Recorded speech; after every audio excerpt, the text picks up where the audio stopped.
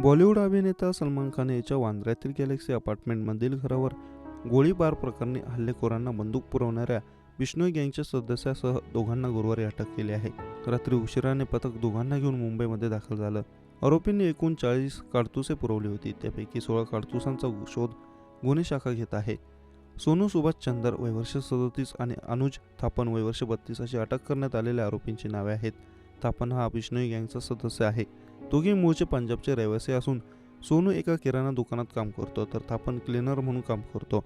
दोघांनी 15 मार्च रोजी 2 बंदूक, 4 मॅगझिन आणि 40 काडतुसे हल्लेखोर विकी गुप्ता आणि सागर पाल या आरोपींना पुरवली होती. यापैकी बंदूक व्यवस्थित चालते की नाही हे पाहण्यासाठी आरोपींनी 2 राऊंड फायर करून बघितले. तसेच 5 राऊंड सलमानच्या घरावर फायर केले होते. त्यापैकी 17 काडतुसे गुन्हे शाखेच्या हाती लागले आहेत. उर्वरित 16 काडतुसांचे गूढ कायम असून गुन्हे शाखा अधिक तपास करत आहे. चंदर आणि थापन दोघेही मोबाईल फोनद्वारे हल्लेखोरांच्या संपर्कात होते. त्यांना फ्लाईटने मुंबईत आणण्यात आले. वरिष्ठ पोलीस निरीक्षक दया नायक यांच्या नेतृत्वात ही कारवाई करण्यात आली आहे.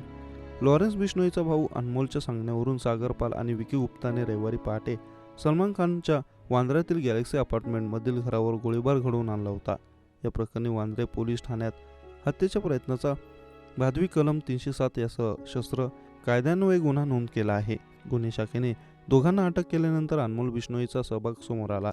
गोळीबारानंतर अनमोल बिश्नोईच्या नावाने असलेल्या फेसबुक अकाउंटवरूनही गोळीबाराची जबाबदारी स्वीकारण्यात आली.